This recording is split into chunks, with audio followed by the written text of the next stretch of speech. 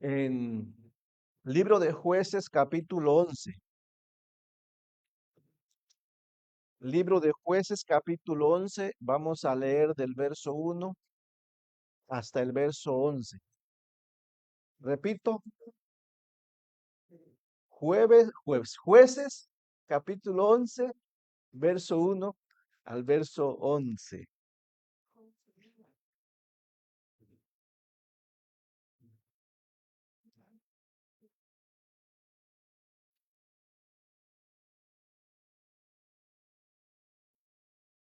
¿Lo encontró?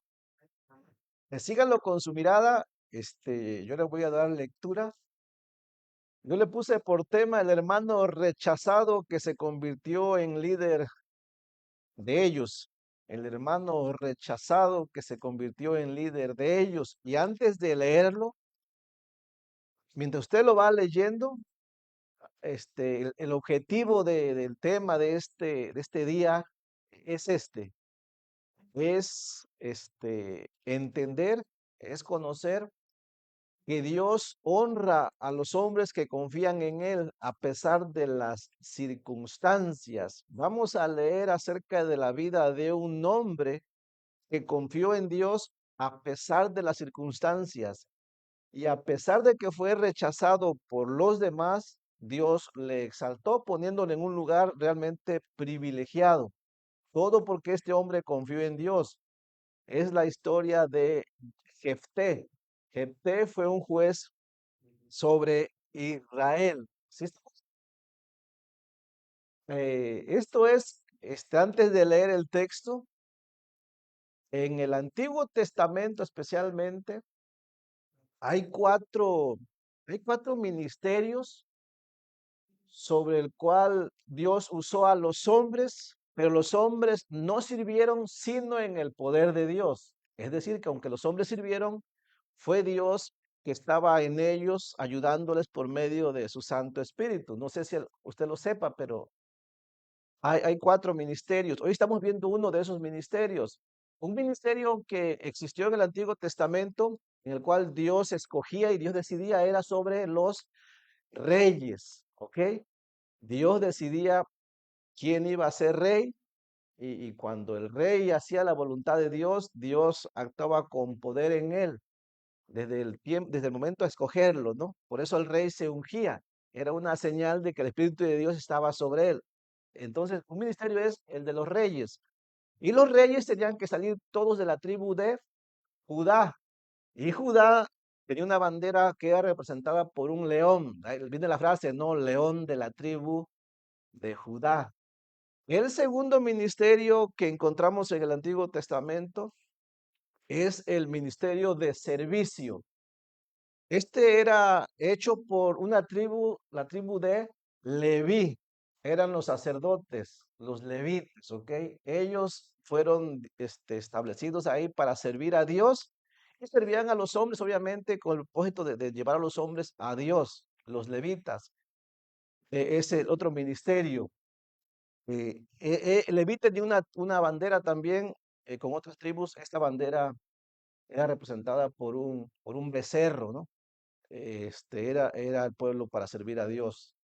El otro ministerio que encontramos en el Antiguo Testamento, es precisamente lo que estamos viendo esta semana, ¿no? Es los jueces.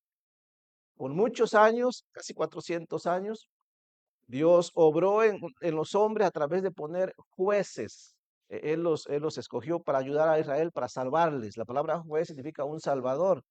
Pero también era Dios el que actuaba sobre los hombres que él escogía como jueces. El juez más conocido por todos ¿quién se fue más conocido por todos? Sansón, ¿no? Sansón fue un juez. Y Sansón tenía esa gran fuerza, aunque no fue Sansón el único que tuvo mucha fuerza, ¿ok? De hecho, David también, si Dios no hubiera dado poder a David, siendo David muy joven, ¿ustedes creen que David, él lo dijo, ¿ok? Hubiera podido tomar a un oso por la boca y matarlo? Pero nunca casi hablamos sobre eso, ¿verdad? Pero David era muy fuerte también.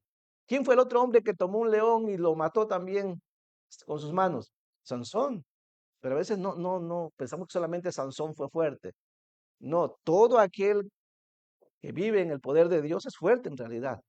Bueno, los jueces, es el tercer ministerio.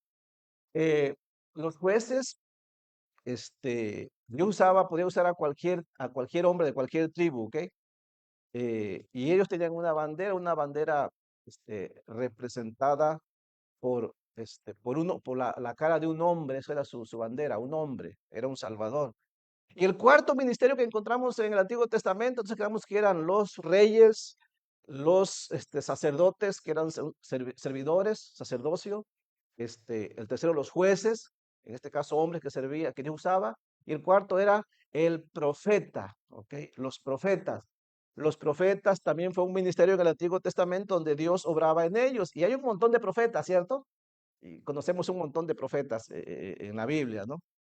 Este, bueno, no vamos a mencionar a todos ellos, pero también cada hombre que habló de parte de Dios, obviamente traía el mensaje de Dios en el poder de Dios. Y la bandera que los representaba a ellos era un águila, por cierto, ¿ok? Le explico un poquito.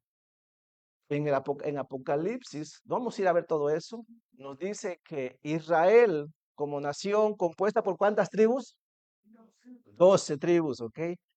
Se dividió en 4 partes: 3 tribus al norte, 3 tribus al este, 3 tribus al, a- al sur, y los 4 puntos, ¿ok? Cardinales, ¿ok? No hablo ahorita de eso, pero así estaba dividido Israel. Cuando Israel andaba en el desierto, ellos se dividían en 4 partes, cada parte compuesta por 3 tribus. En una estaba Judá al frente con la bandera del león, en la otra tribu estaban los levitas con su bandera de un becerro, en otra tribu representaba a los jueces con su bandera de hombre, y otra tribu estaba en la bandera del profeta, ¿ok? Entonces había 4 banderas: un león, un hombre, un becerro y, ¿cuál faltó? Un águila, ¿ok? Qué interesante, ¿no? Y en el centro de las tribus estaba, ¿qué había en el centro de la tribu? El arca del pacto en el tabernáculo, ¿ok? Que representaba la presencia de Dios. Y así Dios los organizó a ellos. Ahora, todo esto que era Israel, en realidad era Dios obrando a través de Israel. Que Dios quería estar en cada aspecto del pueblo, ¿ok? Enfrente, atrás, al lado derecho, al lado izquierdo. Dios dice: yo estoy sobre todo ello. Mi gloria está sobre Israel, a la derecha, a la izquierda, atrás, enfrente y en el centro, ¿no? ¿Sí me entiende? Por eso Dios escogió a Israel, para que Israel mostrara la gloria de Dios. ¿Sí me entiende? O sea, Dios cubrió todos los aspectos. Dios se quería manifestar a través de esta primera nación que Él escogió. Y esto no es parte del tema, ¿no? Pero se me vino a la mente porque estamos estudiando jueces, ¿no? Y usted dice: ¿por qué jueces? Es que es un ministerio del Antiguo Testamento. Por eso, cuando usted lea Apocalipsis, capítulo 4, en el verso 7, no se asuste, ¿ok? Ni piense cosas raras. Si usted quiere leer conmigo, no pierda jueces. Ya hemos leído jueces, ¿verdad? Pero a veces se me vienen esta información extra a la mente y no la quiero pasar por alto. Por eso, cuando usted lea Apocalipsis capítulo 4, vaya conmigo rápidamente esta información extra. Es que el mensaje es tan corto que dije: voy a compartirlo. ¿Lo tiene? Miren, en Apocalipsis capítulo 4, después de que termina el mensaje de las 7 iglesias sobre la tierra, Juan pasa a hablar sobre la gloria de Cristo, revelando la gloria de Cristo, cómo es Cristo en el cielo, ¿ok? Ya no crucificado, no en una cruz, sino Cristo como Dios. Y Juan nos dice: este es Cristo, ¿ok? El que tiene poder, el que mira todas las cosas, el que está sobre todas las cosas. Él es Jesucristo, ¿ok? Jesucristo tiene el poder para gobernar, así como tiene el poder o tiene el poder para servir, porque murió en la cruz para servicio de los hombres, así como también es el juez que juzga. Y Cristo también es el que nos trajo la palabra de salvación, para que me entiendan. ¿Saben? Cristo estuvo en los 4 ministerios del Antiguo Testamento. Cristo estuvo sobre el rey, Cristo estuvo sobre el sacerdote. Cristo estuvo sobre el juez, inclusive muchas veces se manifestó literalmente, ¿ok? Y Cristo estuvo sobre el profeta. De hecho, cuando Noé predicó en su generación, la Biblia dice que el Espíritu de Cristo estuvo sobre Noé. Eso lo enseña Pedro, ¿ok? Pero, pero cuando lees este Apocalipsis 4, verso 7, lo único que nos está diciendo es que Cristo es así, que Él tiene el poder sobre todo, ¿ok? Que Él es todas estas cosas, no es una quimera y nada de eso, ¿ok? Es los ministerios del Antiguo Testamento en los cuales Cristo estuvo, dice así. Dice el verso 6 dice, y delante del trono había como un mar de vidrio semejante al cristal. Esto es allá el cielo, la presencia donde está Dios, donde está Cristo, ¿qué dice? Y junto al trono y alrededor del trono, cuatro seres vivientes llenos de ojos delante y detrás, ¿no? Y su mente ya comenzó a trabajar, ¿no? Cuatro seres vivientes con muchos ojos. Y ahí por alguien se hace una figura monstruosa. ¿No? Dice, ¿qué es esto? Y dice luego enseguida, no voy a decir qué es, ¿no? El primer ser viviente era semejante a un león, ¿no? ¿Y quién era el león? Eran los reyes, ¿ok? En el Antiguo Testamento. El poder de Dios obrando en los reyes. El segundo era semejante a un becerro, el poder de Dios obrando en los levitas. Y el cuarto era semejante a un, como de hombre, era Jesús obrando a través de los jueces como Jefté, como Sansón. Y el cuarto era semejante a un águila volando, y era el poder de Cristo obrando en los profetas, en cada uno de los profetas, dice. Y los cuatro seres vivientes tenían cada uno, dice, seis alas, y alrededor y por detrás estaban llenos de ojos. ¿Y qué significa todo esto? Bueno, que Cristo es omnisciente, ¿no? Que Él mira todo en realidad. Bueno, todo esto que habla Apocalipsis, esas figuras en realidad se miraron en la tierra, ¿ok? A través de Israel. Bueno, lo quise compartir, ¿no? Para que no pensara cosas raras. Ahí no habla de un monstruo, ¿ok? Habla de cómo Dios obró en la tierra en el Antiguo Testamento en realidad. Solamente que lo representa con unas figuras, ¿ok? Eso es todo. Ahora sí, regresamos a la figura de los jueces, que fue representada con la figura de un hombre, ¿ok? Y que Dios usó a los jueces y significaba un salvador. Y este es el caso de Jefté. Y como les dije, vamos a leer entonces Jueces 11, 1 al 6. Es la vida de Jefté, un hombre que fue despreciado por sus hermanos, pero es un hombre que confió en Dios y que Dios le honró poniéndole en un lugar privilegiado y lo convirtió en líder, en juez de sus hermanos que le rechazaron en realidad. ¿Lo tenemos? Dice así, con toda esta información, así leamos del verso 1 al verso 11. Dice, Jefté Galadita era esforzado y valeroso. Era hijo de una mujer ramera y el padre de Jefté era Galad. Pero la mujer de Galad le dio hijos, los cuales cuando crecieron echaron fuera a Jefté, diciéndole, no heredarás en la casa de nuestro padre porque eres hijo de otra mujer. Huyó pues Jefté de sus hermanos y habitó en la tierra de Tob, y se juntaron con él hombres ociosos, los cuales salían con él. Aconteció andando el tiempo que los hijos de Amón hicieron guerra contra Israel. Y cuando los hijos de Amón hicieron guerra contra Israel, los ancianos de Galaad fueron a traer a Jefté de la tierra de Tob y dijeron a Jefté, ven, dice, y serás nuestro jefe, para que peleemos contra los hijos de Amón. Jefté respondió a los ancianos de Galaad, ¿no me aborrecisteis y vosotros y me echasteis de la casa de mi padre? ¿Por qué pues venís ahora a mí cuando estáis en aflicción? Y los ancianos de Galaad respondieron a Jefté, por esta misma causa volvemos a ti, para que vengas con nosotros y pelees contra los hijos de Amón y seas caudillo de todos los que moramos en Galaad. Jefté entonces dijo a los ancianos de Galaad, si me hacéis volver para que pelee contra los hijos de Amón y Jehová los entregare delante de mí, ¿seré yo vuestro caudillo? Y los ancianos de Galaad respondieron a Jefté, Jehová sea testigo entre nosotros si no hiciéramos como tú dices. Entonces Jefté vino con los ancianos de Galaad y el pueblo lo eligió por su caudillo y jefe, y Jefté habló todas sus palabras delante de Jehová en Mizpa. Hasta ahí. Eh, entonces el enfoque es este. Si nosotros honramos a Dios, Dios estará con nosotros, aunque las circunstancias por honrar a Dios se vean adversas, ¿ok?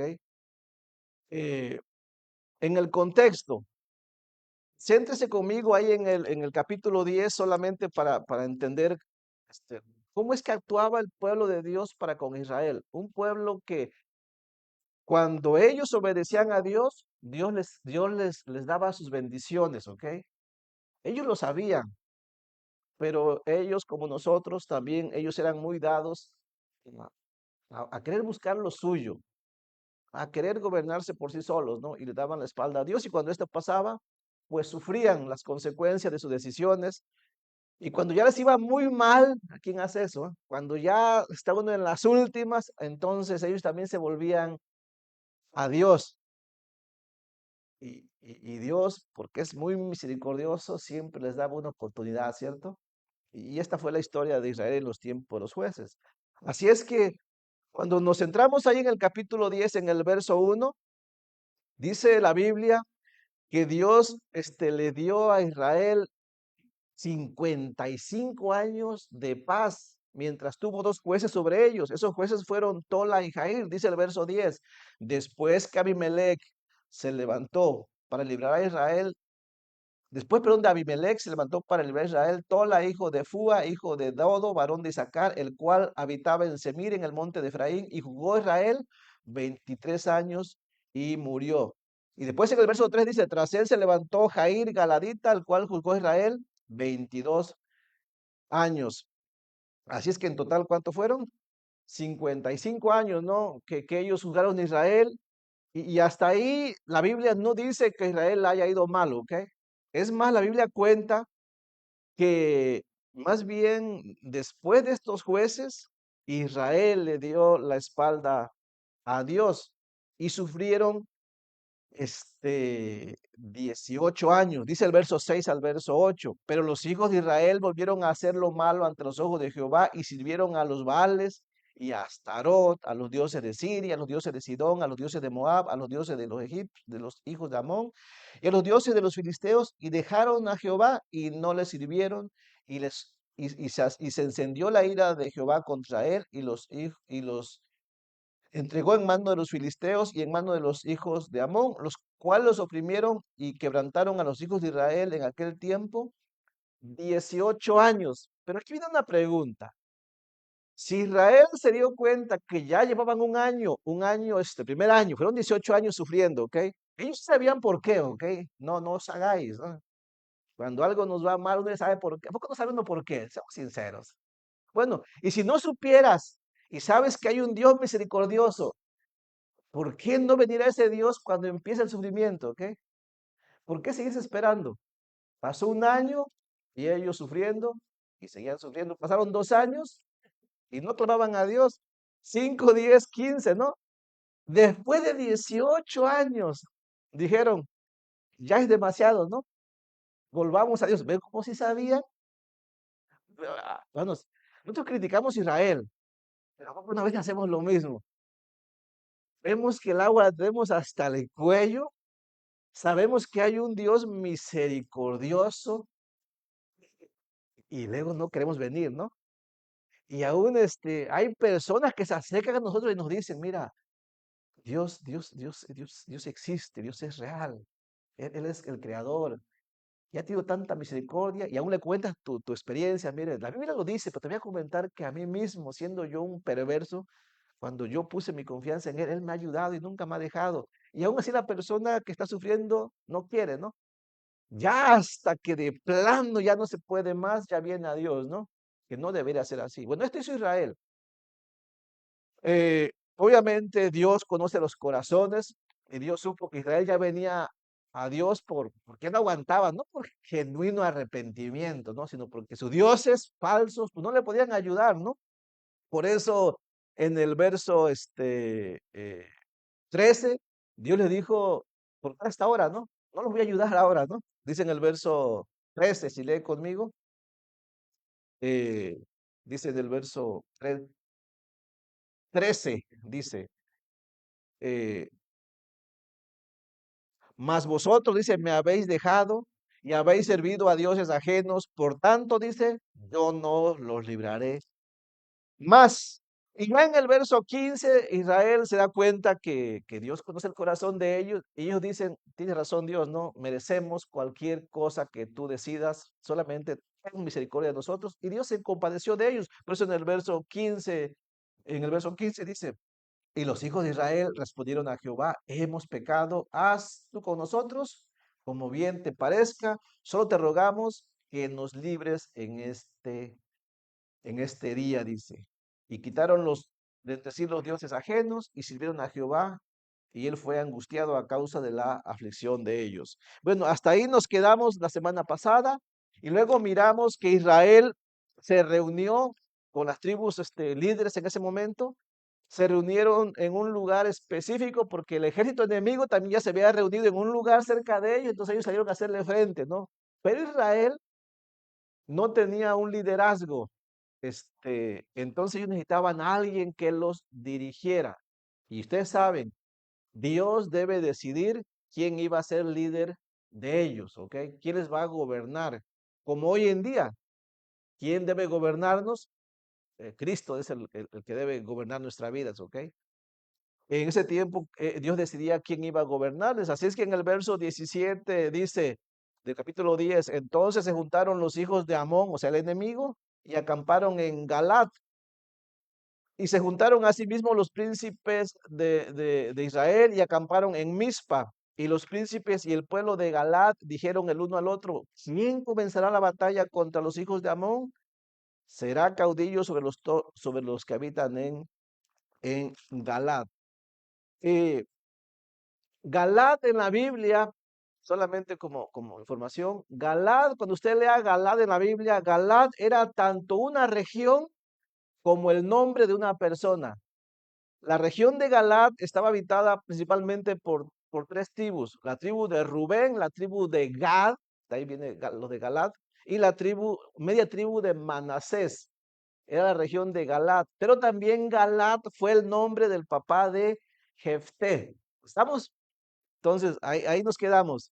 Ahora, lo que vamos a leer es que Jefté fue un hombre rechazado por sus hermanos, pero usado por Dios. Vamos a comenzar viendo en el verso 1 al verso 3 cómo comenzó la historia de Jefté. ¿Qué nos dice la Biblia acerca de Jefté? Y lo primero que nos dice es de que Jefté era de la región de Galad. Dice en el verso 1, Jefté Galadita era esforzado y valeroso, hijo de una mujer ramera, y el padre de Jefté era Galad.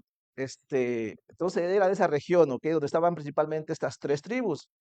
La palabra Galad también tiene un significado, y es importante, de hecho, ¿eh? El significado de Galad es rocoso, es algo pedregoso, ¿no? La región se dice que era muy rocosa, muy áspera, era muy difícil de sacar el producto de la tierra. Entonces, eso es su significado.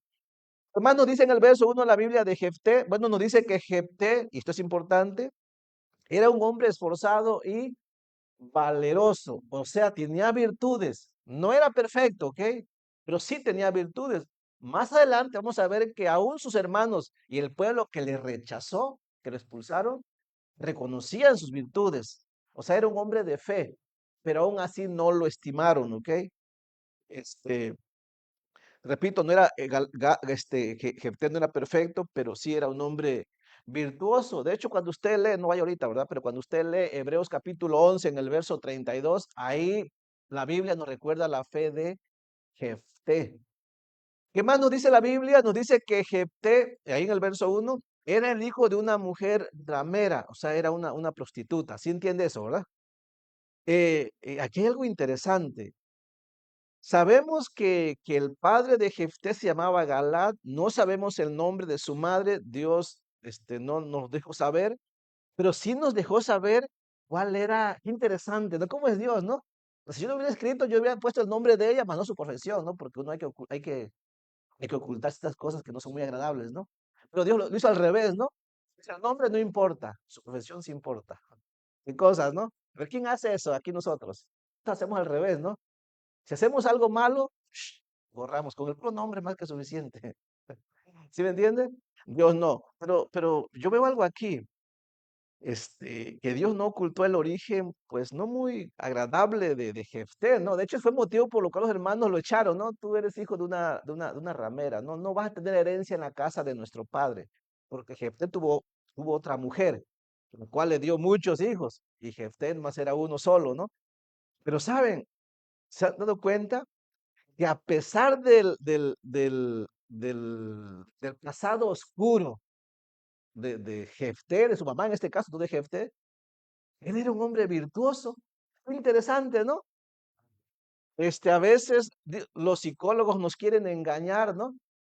Y cuando hay por ahí un hijo rebelde, contumaz, borracho, mujeriego, pendenciero, jugador, tú sabes, un Juan Charrasquedo cualquiera, y vas con el psicólogo.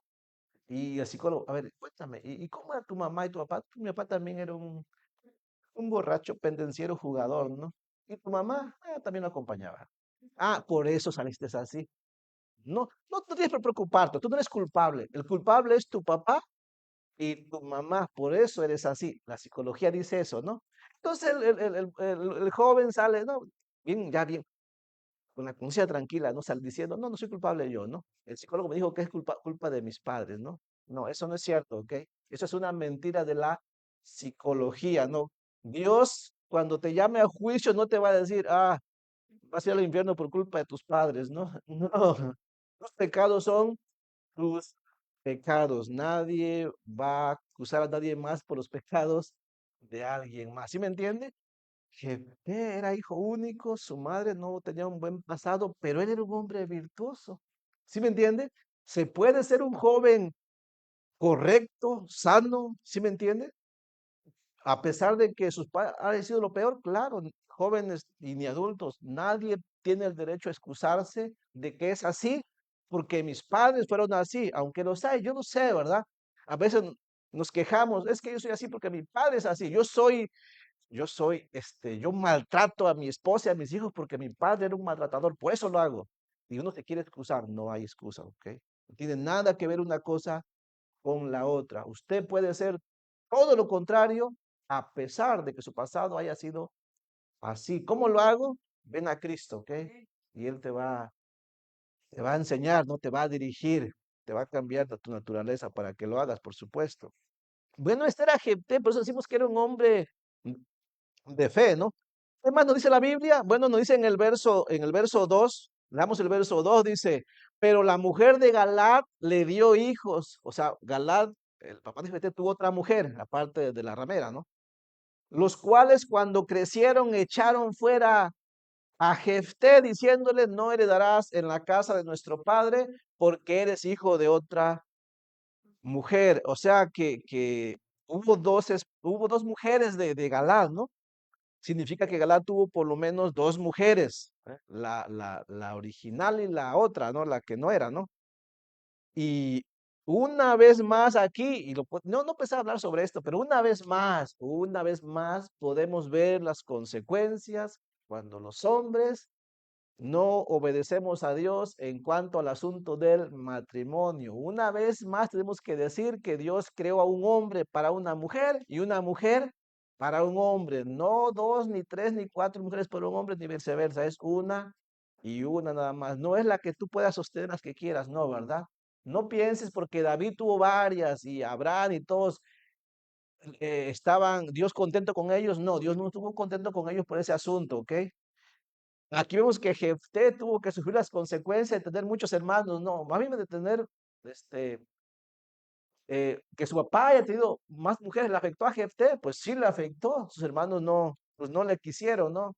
Y parece que en este tiempo ya, Galad había muerto porque no le defendió. O sea, Galaad sí se lo llevó a vivir con él, pero aquí ya no lo defendió. Ni Jefté tenía más hermanos, ¿ok? Él era uno contra todos, ¿no? O sea, si hay consecuencias, sí, ¿no? Esa familia donde el papá tiene sus hijos, de repente por allá se enteraron que tiene otra, viene el tiempo de repartir herencia y qué pleito, ¿no? Porque todos quieren pedir, ¿no? Y de alguna manera todos tienen derecho, ¿sí o no? Y qué conflicto, ¿no? Usted ya ha visto algunos casos. Por eso Dios, que es sabio, que es soberano, que es misericordioso, dice una vez más, jóvenes, ustedes que apenas van a llegar a ese asunto, la mujer que yo les dé, con esa, ¿ok? Y les va a ir mucho mejor. De cuántas cosas se van a librar ustedes y sus hijos, ¿no? Si la cosa se pone roñosa, ¿no? Se pone rasposo ahí el asunto. De hecho, solamente no lo busque, lo voy a leer. Malaquías terminó hablando, antes de que Israel fuera llevado a la deportación, o después de la deportación, más bien, Malaquías le vuelve a repetir sobre lo mismo, ¿no? Allá en Malaquías 2:15 dice, no hizo el uno habiendo en él abundancia de espíritu. ¿Y por qué uno? Porque buscaba una descendencia para Dios. Guardaos pues en vuestro espíritu y no seáis desleales para con la mujer de vuestra juventud. En pocas palabras, Dios dijo, yo tengo poder para hacer 20 para cada uno, 100, pero más una, una, una para uno y uno para una, ¿ok? Y Jefté fue rechazado, ¿no? Por sus hermanos, leímos ya la historia y sufrió las consecuencias, ¿no? Pero aún con todo eso, Jefté siguió manteniendo su fe, sus virtudes, ¿ok? Es decir, no por eso se volvió ahora como Abimelech, ¿no? Que antes que porque Abimelech, que fue el hijo de Gedeón, ¿se acuerdan la historia anterior?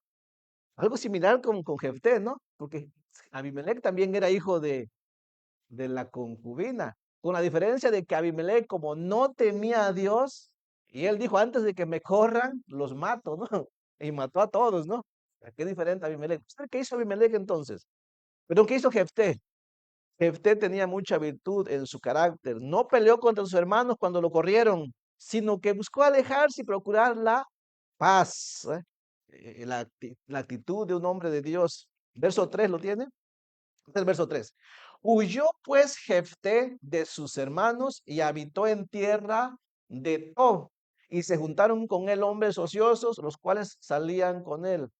Él no fue el único malo que se juntó con gente que pues no tenía propósito en realidad. Pero hizo lo correcto, ¿ok? ¿Estamos? Dice, en primera cosa, ¿qué vemos en el verso 3? No sé qué ve usted en el verso 3. Miren, yo puedo ver las virtudes de Jefté, que a pesar del rechazo de sus hermanos, él no se enojó, no quiso vengarse, no pleiteó con ellos. Él buscó mejor tener paz. Yo estoy seguro que él confiaba en Dios. Y ¿saben con quién lo comparo en esa parte? A Jefté. Más adelante lo voy a comparar con otros hombres, pero aquí lo comparo con Abraham. ¿Se acuerdan cuando Abraham se fue con su sobrino Lot y que sus ganados estaban ahí peleando por la tierra? ¿Y qué dijo Abraham? Hey, tú y yo somos parientes, ¿no? No vamos a pelear, ¿no? A ver, ¿qué tierra quieres? ¿Y qué tierra agarró? No, no, la mejor, pero la peor. Y Abraham dijo, lo que tú me dejes, no se te conoce la historia. Fíjense que había buena tierra a la derecha, perdón, había buena tierra solamente en el centro y la tierra más mala estaba en las orillas, ¿no? Y qué interesante, Lot agarró, bueno, lo que justo hubiera sido que Lot hubiera agarrado un poco de mala tierra y un poco de buena tierra, ¿no? Para que le dejara a Abraham un poco de mala y un poco de buena, o sea, un poco de valle con un poco de piedra y un poco, no, Lot agarró nada más la del centro, o sea que para el lugar donde se fuera Abraham era pura piedra. O sea, que qué avaricioso, ¿no? Pero como aquí pero como Abraham confiaba en Dios, Dios le prosperó, no importa dónde iba, ¿no? Bueno, con Jefté sucedió algo parecido. Jefté se fue. ¿Y saben a dónde lo llevó Dios? A un lugar que se llama Tod. ¿Saben qué significa Tod en la Biblia? Significa bueno, significa feliz, ¿eh? Significa este, algo, sí, algo agradable, ¿no? O sea que Galá, donde vivía, significa rocoso, pero todo significa bueno. Aquí hay un tema para una predicación, ¿no? De Galá a todo, o sea, de lo pedregoso a lo bueno, ¿no? lo que le pasó a Jefté, por no meterse en pleito con aquellos que lo abandonaron, ¿no? Sino que él dijo, ok, vamos a tener paz, ¿no? Yo voy a confiar en Dios y donde Dios me lleve y lo llevó a lo bueno, a todo. Por eso la semana pasada yo le comentaba, mira, mis hermanos, yo sé que este asunto del trabajo está bien feo, ¿no? ¿Cuántas veces nos echan del trabajo sin ninguna razón, cierto? Y ahí estamos en el trabajo y nos tienen ahí sufriendo, ¿no? Y aparte que estamos sufriendo, nos tienen ahí encima, nos están ahí presionando, ¿no? Como uno cree que es todo lo bueno que existe, no queremos abandonar ese trabajo, ¿no? Y el patrón ahí con el látigo encima y malas palabras y somos esclavos, no nos permiten congregarnos, aunque le suplicamos casi, hey, mire, dame el día domingo, no necesito congregarme, no, que aquí vamos a trabajar. Y uno está ahí amarrado, ¿no? Porque uno no confía en Dios en realidad. Miren, cuando pasa eso, confía en Dios, no conviene estar ahí, ¿no? Dios tiene algo mejor, ¿sí me entiende? Yo sé que muchos lo han experimentado, no clama a Dios. Señor, dile, Señor, yo quiero servirte, yo quiero honrarte. Ya, dame algo mejor, ayúdame, ¿no? Bueno, Jefté. Dios le dio, lo sacó de lo rocoso a lo bueno. Él estaba bien, ¿ok? ¿Sí me entiende?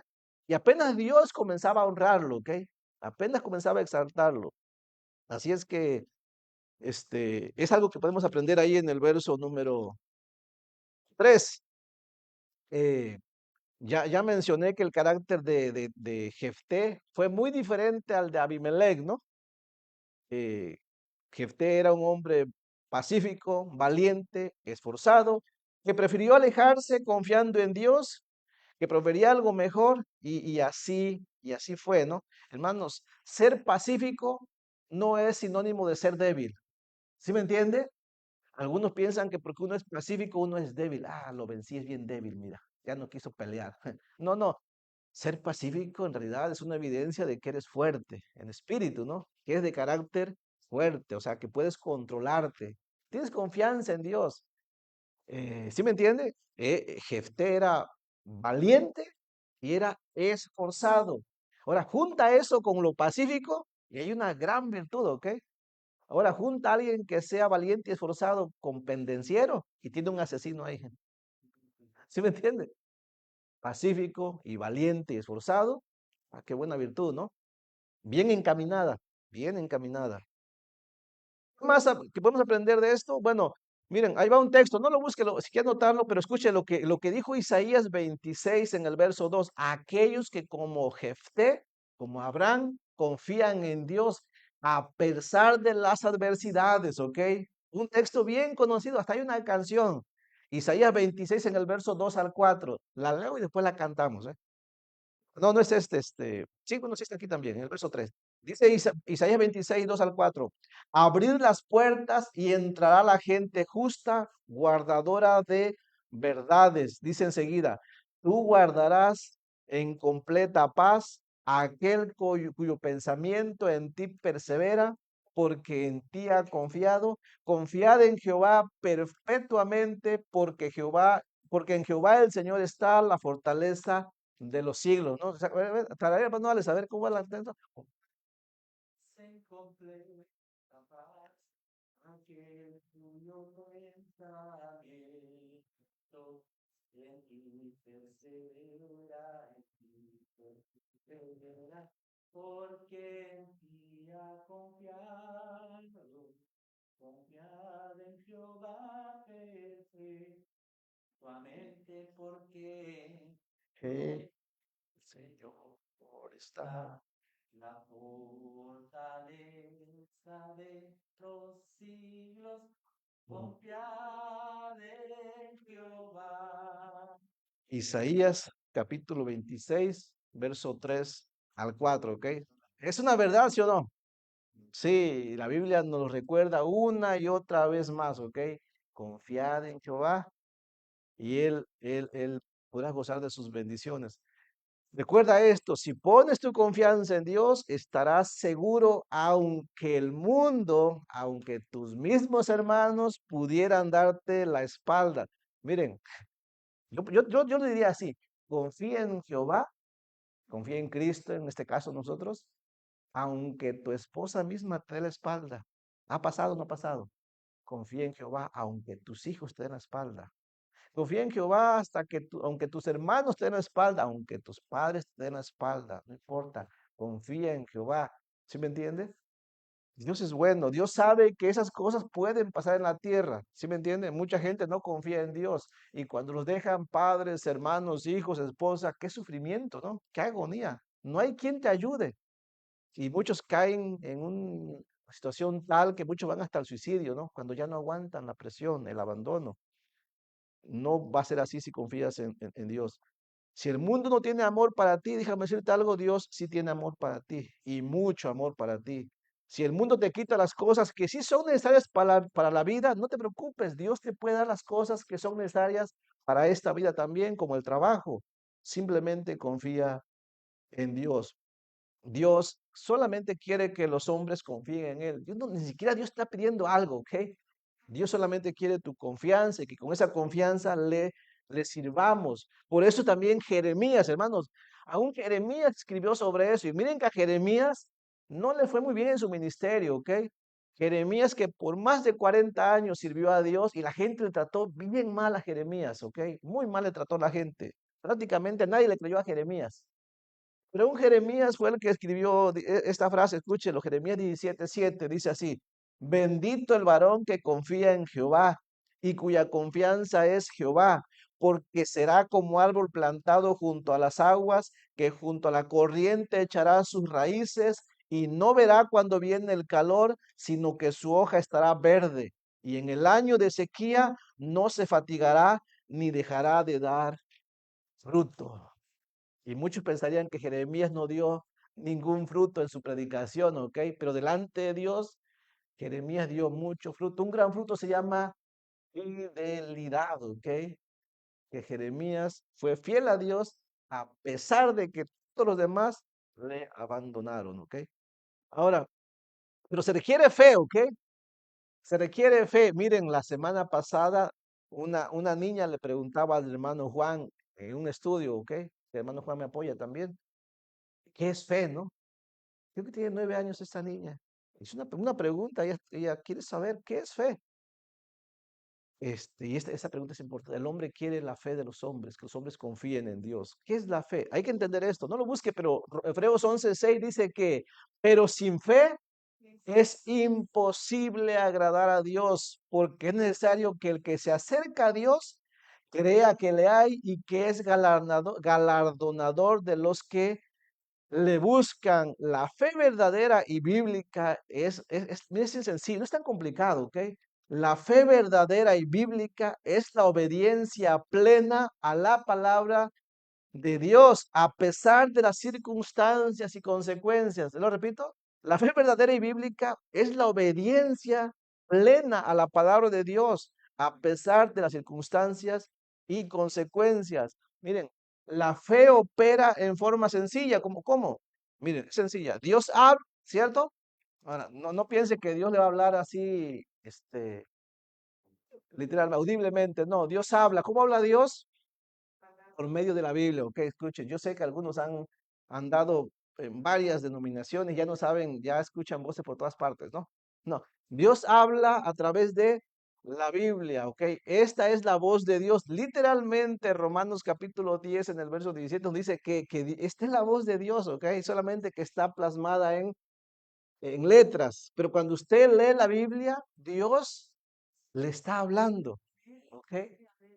Usted necesita creerle, así es que la fe opera en forma sencilla. Dios habla y nosotros oímos su palabra a través de la Biblia, ¿ok? Y confiamos en ella. Y luego cuando confiamos, actuamos obedeciendo y haciendo lo que Dios dice, sin importar las circunstancias o las consecuencias. ¿Por qué menciono circunstancias o consecuencias? Puede ser que las circunstancias parezcan insuperables, ¿ok? Y puede ser que las consecuencias sean aterradoras y desconocidas, pero aún así obedecemos la palabra de Dios y confiamos que Él hará lo justo y lo mejor. Imagínense cuando Dios le dijo a Noé: "Hey, construyete una barca así". No, yo pienso que Noé al principio, pienso que se ha de haber aterrorizado un poco, ¿no? Sí, ¿cómo voy a hacerle eso? Le tomó 120 años, imagínense. Y la burla de todos los demás. A Abraham, ¿no? Sara no lo creyó al principio, o sea, como que lo dudó, ¿no? Y se rió, ¿no? ¿Y cómo es que voy a tener hijos cuando ya pasó mi tiempo, ¿no? Volveré a tener deleites otra vez, dijo Sara, ¿no? Sí, dijo, ¿se ha escrito así o no? Sí, pero esas son las circunstancias, ¿cierto? Parecen insuperables, pero creyeron. ¿Sí me entiende? Se trata la fe. Dios dice que le creamos, que Él nos tiene algo bueno, porque Dios siempre ofrece algo bueno, ¿ok? Aunque ahora no lo veamos.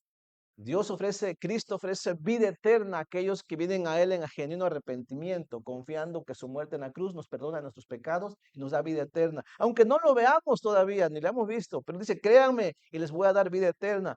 Por eso en Hebreos 11:1 dice, es pues la fe, la certeza de lo que se espera, la convicción de lo que no se ve. Otra traducción dice, ahora bien, dice, la fe es tener confianza en lo que esperamos, o sea, que viene de Dios, ¿ok? Es tener certeza de lo que no vemos. Nosotros hablamos de la fe únicamente cuando la fe está cimentada en lo que dice la Biblia, ¿ok? Nosotros no usamos la palabra fe para decir, oh, yo creo que voy a tener fe, a ver si el próximo año me saco la lotería. Eso no usamos la fe así, ¿ok? Eso es esoterismo, ¿no? ¿Sí me entiende? Eso es adivinación. Dios nunca prometió que te va a dar, que te saques la lotería el próximo año. ¿La puedes sacar? Posiblemente. No tiene nada que ver con Dios, ¿ok? Lo que Dios dice que tenemos que tener fe es en lo que Él ha dicho que va a hacer, ¿sí me entiende? Entonces, es algo importante. Mira, lea conmigo Hebreos.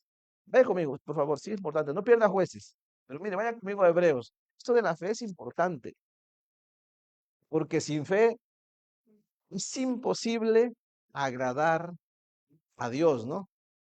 Y sería bueno que los papás comencemos a hablar a los hijos de la fe, ¿no? Que les expliquemos de qué consiste la fe. A veces a ellos les cuesta entenderlo. Digo, si nos cuesta a nosotros, a ellos luego les cuesta también. Dice Hebreos 11:32, por favor. Lea conmigo. Hebreos 11:32. Amén. Hebreos. Sí estoy bien. Es que estoy en Hechos, con razón. ¿Lo encontró? Miren, muchas veces usted va a escuchar que la fe consiste solamente en creerle a Dios cuando ofrece cosas buenas, pero cuando las cosas se miran malas, muchos dicen, no, esa no es feo, que en eso no creas. No, Dios dice que confiar en Él, es creerle cuando las cosas se miran que son buenas o cuando Él dice que las cosas pudieran ser malas para nuestra carne, o que aún así hay que confiar en Dios. Es como cuando Dios le dijo a Abraham, te voy a dar una tierra que fluye leche y miel. Abraham le creyó, ¿cierto? Pero también Abraham le creyó a Dios cuando Dios le dijo, sacrifícame a tu único hijo. ¿Le creyó, sí o no? Así que son dos caras aquí de la fe, ¿ok? Por eso dice Hebreos 11:32, vamos a leer, dice así. ¿Y qué más digo? Dice, porque el tiempo me faltaría contando de Gedeón, o sea, la fe de estos hombres, la de Gedeón y de Barak, de Sansón, ahí está, de Jefté, de David, así como de Samuel y de los profetas. Dice, escúcheme, que por fe conquistaron reinos, hicieron justicia, alcanzaron promesas, taparon bocas de leones, cosas buenas, ¿ok? Apagaron fuegos impetuosos, evitaron filo de espada, sacaron fuerzas de debilidad, se hicieron fuertes en batalla, pusieron en fuga ejércitos extranjeros, las mujeres recibieron sus muertos mediante resurrección, mas otros, aquí viene la parte que muchos no hablan sobre la fe, ¿no? Mas otros fueron atormentados, o sea, por fe permitieron ser atormentados. Sí, hermanos, la iglesia del primer siglo les decían, si no renuncias a tu fe en Jesucristo, tu esposo, tu esposa y tus hijos van a servir de carne de leones, ¿no? En el Coliseo romano. Y así era. Ahora, ¿qué hacían ellos? Los que tenían fe en Dios y que no iban a renunciar a su fe, preferían ser atormentados, ¿ok? ¿Sí me entiende? Por eso dice, mas otros fueron atormentados, no aceptando el rescate a fin de obtener mejor resurrección. Otros, dice, experimentaron vituperios y azotes, y a más de esto, prisiones y cárceles. Fueron apedreados, aserrados, puestos a prueba, muertos a filo de espada.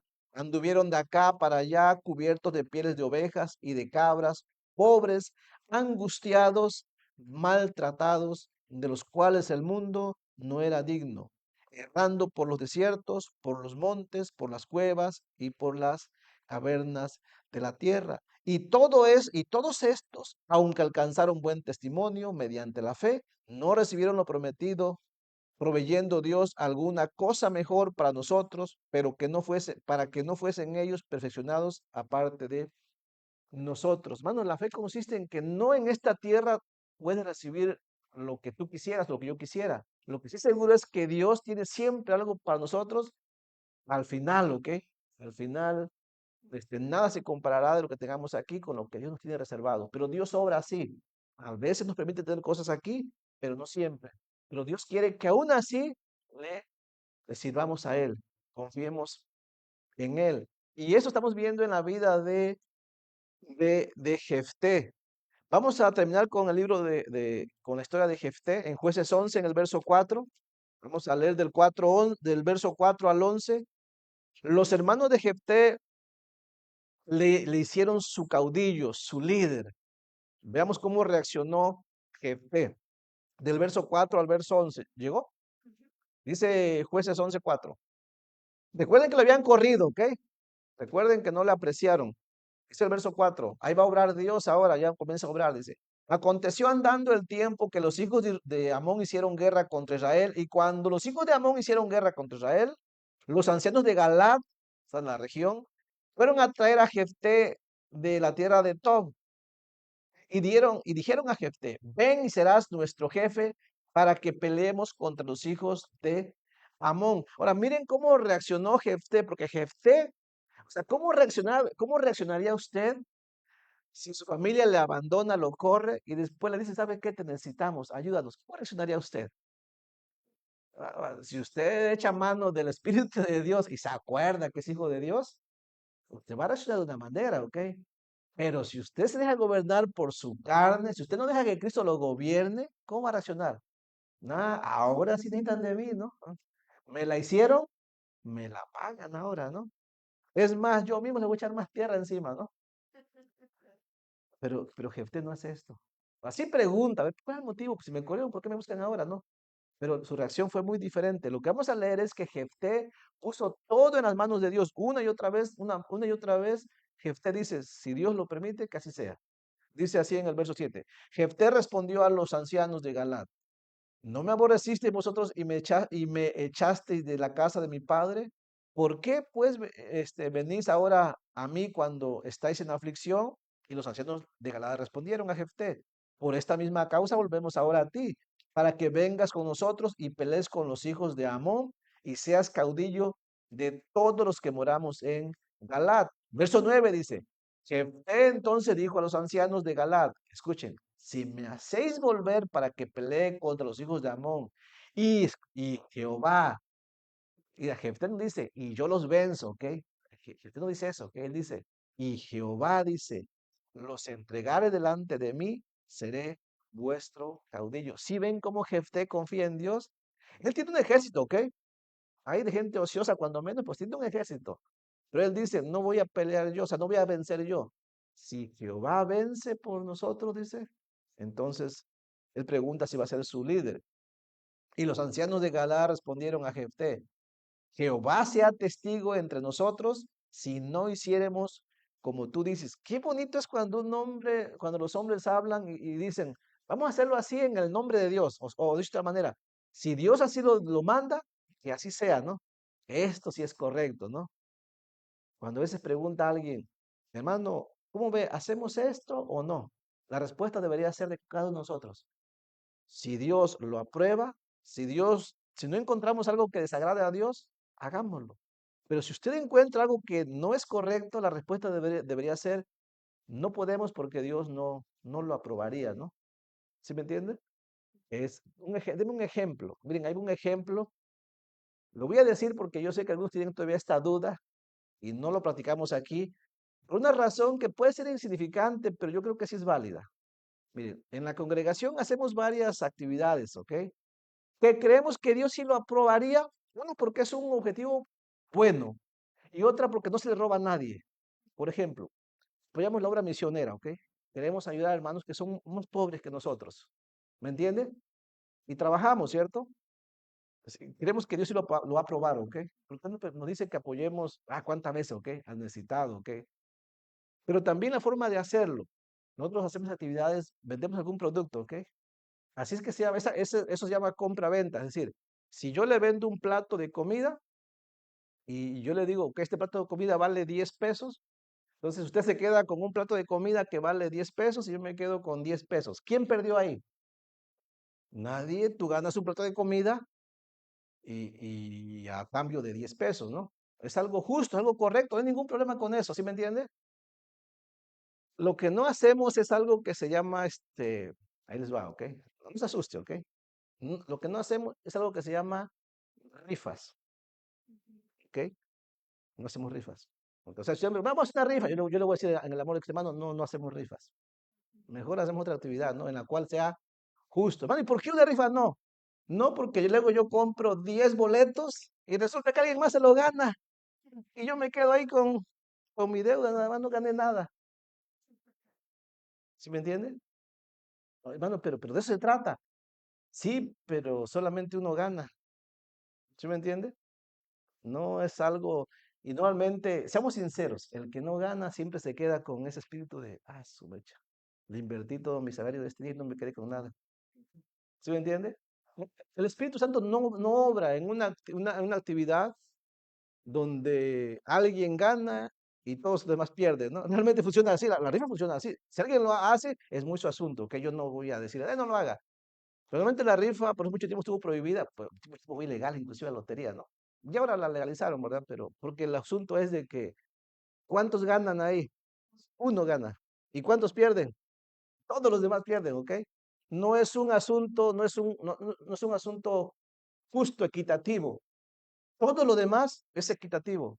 El que tiene una tienda, el que tiene lo que sea, el que hace comida para vender, el que vende agua de limón, no sé, es un asunto equitativo, ¿ok? Yo te doy algo, tú me das algo a cambio y los dos quedamos contentos, ¿no? ¿Sí o no? Felices, satisfechos. Por ese asunto no lo hacemos de esa manera, ¿ok? Porque crea un espíritu de, no, ¿verdad? Y luego por ahí para acabar, ¿no? De seguro ya lo tenían escogido, ¿no? De seguro ya lo tenían marcado ahí el número para que ganara. Y más si me la saco yo, ¿no? ¿Sí me entiende? El pastor te ha marcado ahí el bola caliente.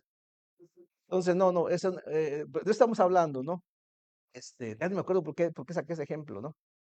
Este, sí, bueno, Jefté, él fue sus hermanos vinieron. Él no actuó mal en su respuesta. Él no miró esa oportunidad que le daban sus hermanos como una oportunidad para vengarse. No lo tomó como una oportunidad para tener un bien personal. Jefté lo miró como una oportunidad para servir a Dios en realidad. ¿Sí me entiende? La invitación que le hicieron, ¿qué haría usted? No, sí voy a ir, pero como me echaron, les voy a cobrar doble.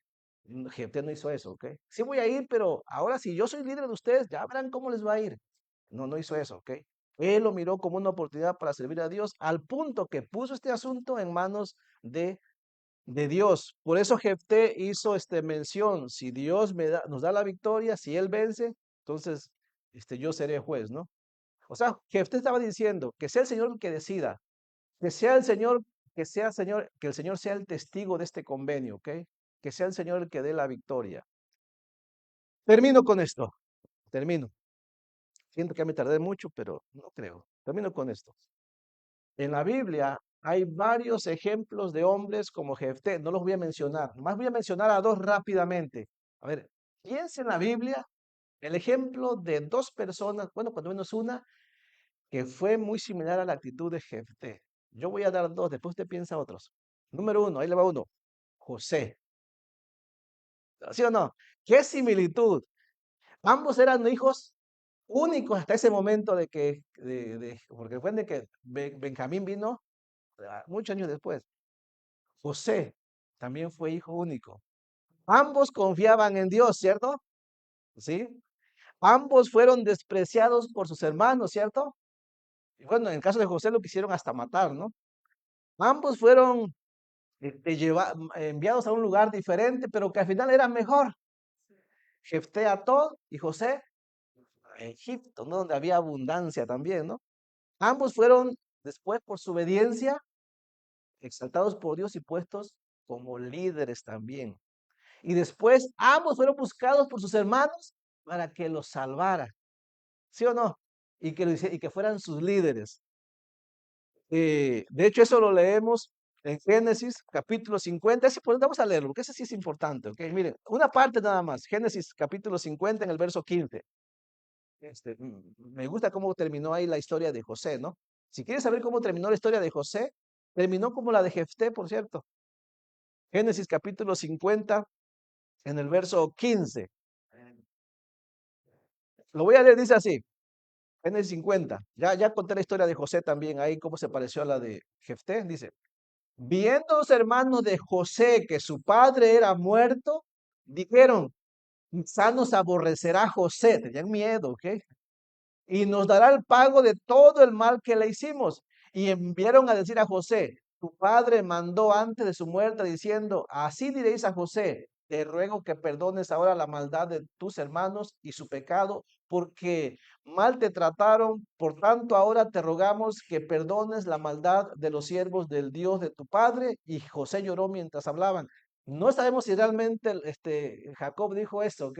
Pero posiblemente si hubiera estado vivo lo hubiera dicho.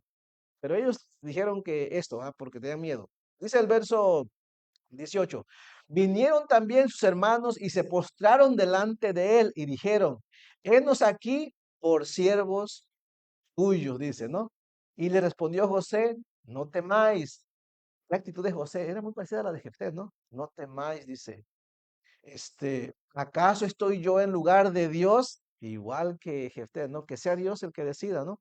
Dice, vosotros pensasteis mal contra mí, mas Dios lo encaminó a bien para hacer lo que vemos hoy, para mantener en vida a mucho pueblo. Ahora pues no tengáis miedo, yo sustentaré a vosotros y a vuestros hijos. Así los consoló y les habló al corazón. Hasta ahí nada más. ¿Sí vieron la actitud de los hijos, los hermanos de José?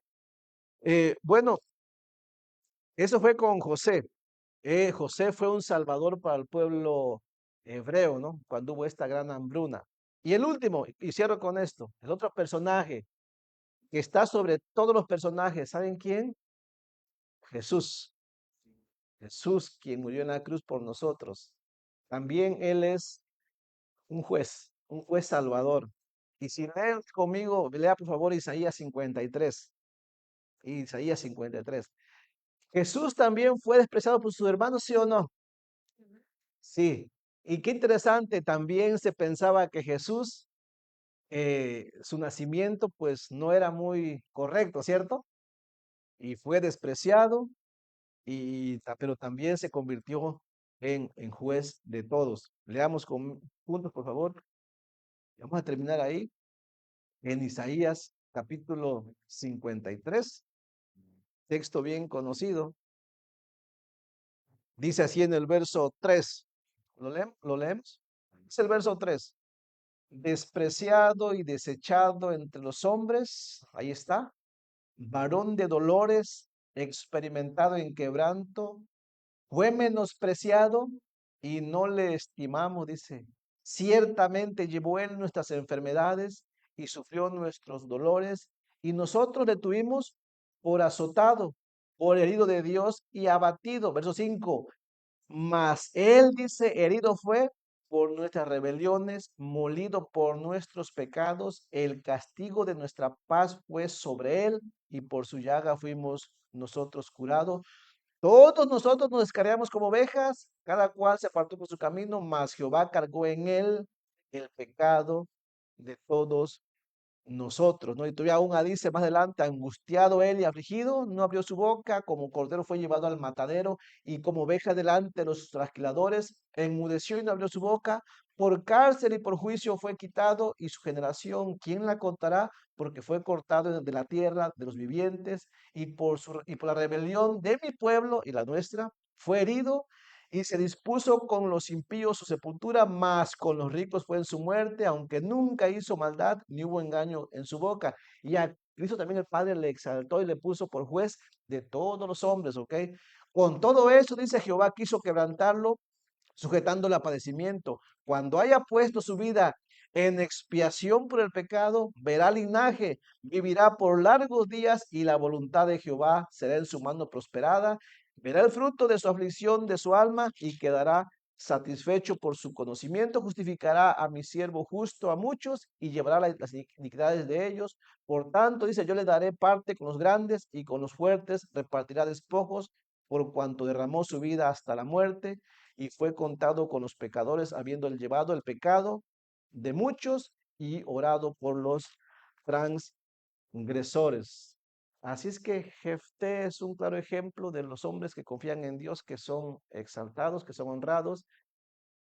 Y solamente por conclusión, recuerde Jesucristo también fue despreciado porque Él quiso salvarnos a nosotros. Y hoy en día se podría decir que Cristo sigue siendo rechazado cuando los hombres no le creen que Él puede ofrecer salvación. Por eso, si usted entendió algo, el consejo es este. Necesitamos salvación porque somos pecadores. Cristo murió en la cruz, Cristo fue rechazado para salvarnos a nosotros. Solamente que Él quiere que confiemos en Él, que tengamos fe, como la tuvo Jefté también y todos los hombres en el pasado. Vengamos a Cristo y Él promete vida eterna. Como dice Juan 11, 25, 26, no sé si usted se acuerda, le dijo Jesús, todo el que cree en mí, aunque esté muerto, vivirá eternamente. Dice, y todo aquel que vive, ¿qué más dice? Y cree en mí, no morirá eternamente. ¿Crees esto? Y esto es lo que ofrece Jesucristo, ¿ok? Pero se requiere fe. Vamos a orar y dar gracias, que Dios nos ayude a que vivamos una vida confiando en Dios. Vamos a orar. Padre bendito, en el nombre de Jesús, gracias por tu palabra, gracias por, Señor, estas cosas que están registradas en la Biblia, que son útiles para saber cómo debemos vivir nosotros hoy.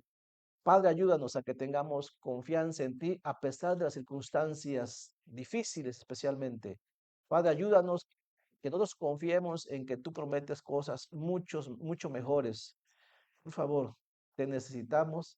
Padre, por favor, ayuda especialmente a aquellas personas que hasta hoy en día no son salvas, no tienen seguridad de vida eterna. Ayúdales para que ellas puedan creerte que tú ofreces vida eterna a través de Jesucristo, Señor. Por favor, ayúdales así como lo has hecho con nosotros. Señor, ponemos este asunto en tus manos por los méritos de Jesucristo. Amén. Hermanos, casi terminamos. Unos minutos más y damos por terminado el servicio de esta mañana.